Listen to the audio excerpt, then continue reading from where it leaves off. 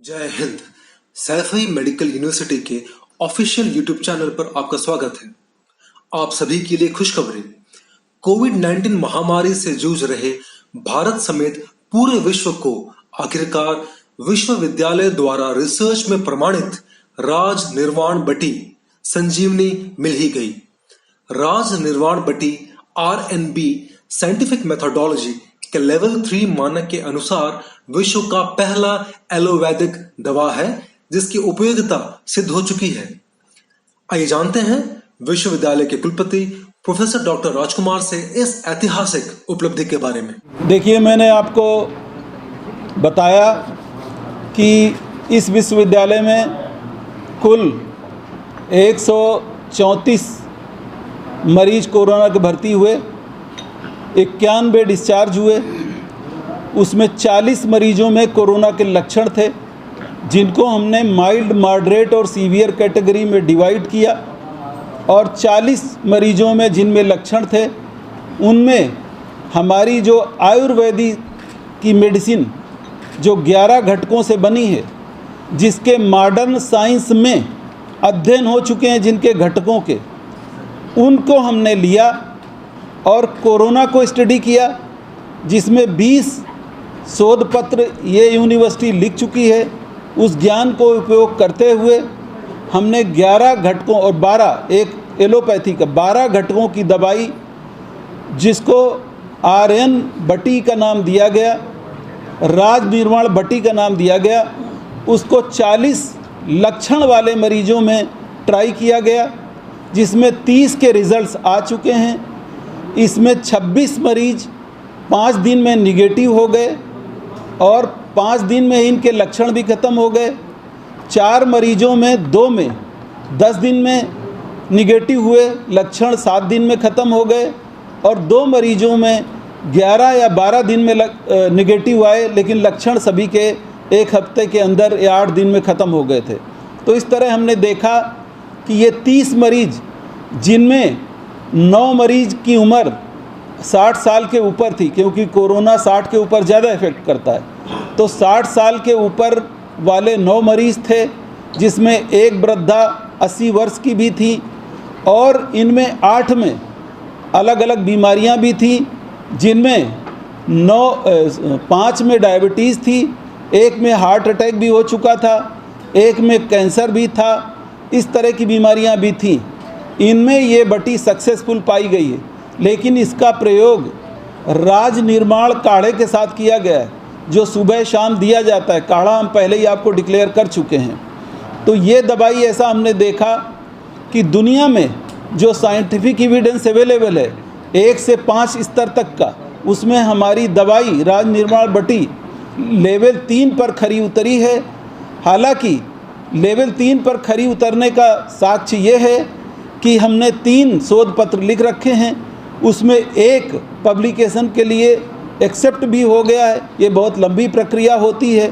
और यहाँ ये बता दें कि इसके साइड इफ़ेक्ट देखने के लिए हमने खुद बिना लक्षण, बिना कोरोना हुए 5 दिन ये दवाई हमने खुद अपने ऊपर प्रयोग की है। तो इस तरह ये 40 मरीज जब पूरे हो जाएंगे, जब 40 के हमारे पास पूरे रिज़ल्ट्स आ जाएंगे, उसके बाद लेवल 1 और लेवल 2 की स्टडीज़ भी इसी विश्वविद्यालय में जारी कर दी जाएंगी, और जब वो स्टडीज़ लेवल 1 और लेवल 2 के एविडेंस मिल जाएंगे तो ये दवाई दुनिया भर में जारी की जा सकेगी। अभी मैं सिर्फ इतना ही कहूँगा कि गुरुजी बैठे हैं बगल में, उनके सम्मान के साथ, वो दुनिया में आयुर्वेदा के एक महान व्यक्तित्व हैं। उनके सहयोग के बिना ये कुछ संभव नहीं था। ये कहने में मुझे कोई संकोच नहीं है कि ये दवाई ना हर कोई बना सकता है, ना हर कोई इसकी डोज डिसाइड कर सकता है, क्योंकि इसमें कुछ घटक ऐसे हैं जो जानलेवा भी हो सकते हैं। अभी आज की तारीख में मैं इतना ही कह सकता हूँ कि साइंटिफिक पैरामीटर पर हमारी स्टडी लेवल 3 पर खरी उतरी है। कल ये लेवल 1 पे कितनी खरी उतरेगी, लेवल 2 पे कितनी खरी उतरेगी, ये जब खरी उतरेगी तभी हम ये कह पाएंगे कि दुनिया में ये दवाई भारत की धरती से सक्सेसफुल हुई है। अभी हम ये कह सकते हैं कि ये दवा आज के लेवल 3 के एविडेंस देखते हुए ये कहीं भी दवा जारी की जा सकती है कोरोना के ट्रीटमेंट तो के इसमें लिए। आयुर्वेद और एलोपैथ दोनों को शामिल करके इसका कितना इसका- परसेंटेज आप पहुंच रहे हैं? इसका नाम हमने एलोवैदिक मेडिसिन दिया है, क्योंकि एलोपैथिक के सारे सिद्धांत और शोध इसमें लागू किए गए हैं। क्योंकि जितने भी घटक 12 घटक जो इसमें हैं, 11 आयुर्वेद के और 1 घटक एलोपैथी का, इन पे चूँकि प्राचीन मेडिसिन में शोध नहीं हुए, इसलिए कोरोना का अध्ययन करने के बाद कि कोरोना बॉडी के किन किन सिस्टम को इफ़ेक्ट करता है, उसकी लिस्ट बनाने के बाद वो घटक चूज़ किए गए जिनकी दुनिया भर में कहीं न कहीं साइंटिफिक स्टडी हो रखी थी। उसके बाद ही ये घटक सेलेक्ट किए गए। गुरुजी ने उसकी डोज डिसाइड की। उसके बाद पहले इसको पाउडर फॉर्म में लाया गया, क्योंकि सारा काम 2 ही महीने के अंदर हुआ है। तो पहले उसको पाउडर फॉर्म में लाए, उसको एग्जैक्ट वेट करके पुड़िया बनाई गई। ये ब्रजेश बैठा है, गुरुजी का शिष्य हमारा गुरु भाई है, तो इसने पुड़िया बनाई मेहनत करके। इसके बाद दूसरी डोज जो आई उसको टैबलेट फॉर्म में हमने उतारा है। अभी हम इतना ही कह सकते हैं कि जो डॉक्टर हैं, साइंटिस्ट हैं, वो समझ जाएंगे कि हमारी दवाई लेवल 3 साइंटिफिक एविडेंस पे, ऑक्सफोर्ड एविडेंस बेस्ड जो पैरामीटर हैं उसमें लेवल 3 पर है, सक्सेसफुल है। जब लेवल 1 और 2 पे सक्सेसफुल हो जाएगी, तब जो आप कह रहे हैं वो शायद हम कहने की स्थिति में। देखिए, ये बड़ा इम्पॉर्टेंट सवाल आपने पूछा है। आयुर्वेद में पिछले 100 सालों से 1926 से थोड़ा रिवाइव हुई, उसके पहले इसमें कोई शोध 100 साल से नहीं हुए। इसलिए अब आयुर्वेद की किताबों में मुख्य समस्या जो है वो ये है कि जो डिग्री ले लेता है उसको सही स्पीसीज प्लांट की पहचानना नहीं आता है, कौन से मिनरल्स शुद्ध हैं वो नहीं आता है। इसीलिए हमने गुरुजी का चयन किया। गुरुजी को नाड़ी विज्ञान से लेके, हर्ब को पहचानने से लेके, उनकी स्पीसीज को पहचानने से लेके, उनकी खुराक की कितनी मात्रा होनी चाहिए उसको लेके, लक्षणों सहित और बनाने की, शुद्धिकरण की पूरी प्रक्रिया पता है।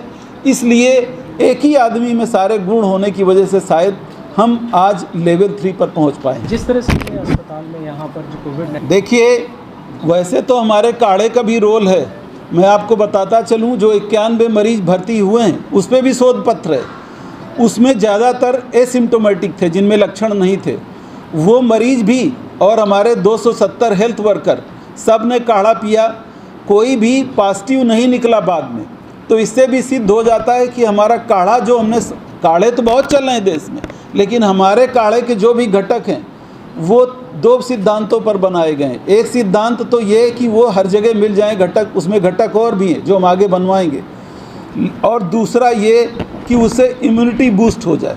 तो उस तरह हमने देखा कि जो मरीज़ डिस्चार्ज हुए उनमें कोई भी दोबारा पॉजिटिव नहीं आया, किसी के भी लक्षण प्रोग्रेस नहीं किए, मतलब गंभीर की तरफ नहीं गए, और कोई भी हेल्थ वर्कर वो पॉजिटिव नहीं हुआ।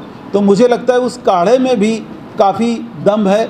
हालांकि उसमें भी साइंटिफिक स्टडीज़ बाकी हैं अभी और होना, लेकिन इन 30 मरीजों में RNB, राज निर्माण बटी का सक्सेस जो मैंने भी बताया वो हमने देखा। एक एक पेपर, एक एक कागज़ हमारे पास है। इसका पेटेंट गुरुजी ने दाखिल कर रखा है, बनाने की हमें परमिशन है। हाँ, अभी हम लार्ज स्केल में इसको नहीं बना सकते, क्योंकि हमारा और ना गुरुजी का कभी भी हमारा पर्पज़ कॉमर्शियल नहीं रहा। अभी भी ये दवाई जो उतारी जाएगी वो केवल मानव हित में ही उतारी जाएगी। ये पूरा साइंटिफिक इशू है। हम साइंटिस्ट हैं, इसलिए हमको जो फॉर्मेलिटीज़ करनी होती हैं वो हमने कर ली हैं। हमको एथिकल क्लियरेंस का एथिकल इशू है, वो एथिकल कमेटी हमारे यूनिवर्सिटी में है, उसका क्लियरेंस है हमारे पास। कोरोना कमेटी है बहुत बड़ी, उसका क्लियरेंस हमारे पास है। थोड़ा सा रजिस्ट्रेशन में लेट हुए हैं, हमने रजिस्ट्रेशन करवा रखा है क्या कहते हैं उसका ICMR में, और वो रजिस्ट्रेशन हालांकि आयुर्वेदिक प्रिपरेशन में ज़रूरी नहीं था, लेकिन फिर भी हमने सावधानी के लिए करवा रखा है। तो ये पूरा विषय विज्ञान का है। हम चिकित्सा वैज्ञानिक हैं, हम में से कई लोग, इसलिए ये पूरा वैज्ञानिक विषय है। जब इसको लॉन्च करने की बात आई है तब हमने सरकार को लिखा है। जब तक केवल शोध था तब तक ये हमारे विश्वविद्यालय स्तर पर शोधकर्ताओं द्वारा किया गया। तो सैफई में भी कितने मरीज कोरोना के भर्ती हैं और कितनों पर इसको दिया जा रहा है? 28 मरीज भर्ती हैं। कुल 40 मरीजों में RN बटी जो सबको तो दे नहीं सकते, जिनमें लक्षण है हमने बताया, और जो हमारे क्राइटेरिया में फिट हो रहे हैं, क्योंकि साइंस में हम दाएं बाएं नहीं घूम सकते कि अरे दे दो भाई इसको भी दे दो उसको, ऐसे नहीं। साइंटिफिक स्टडी चल रही है, तो मानव की मरीजों की सेफ्टी देखते हुए उनकी कंसेंट लेके जो हमारे इंक्लूजन क्राइटेरिया में आ रहे हैं उनको ही दवा दी गई है।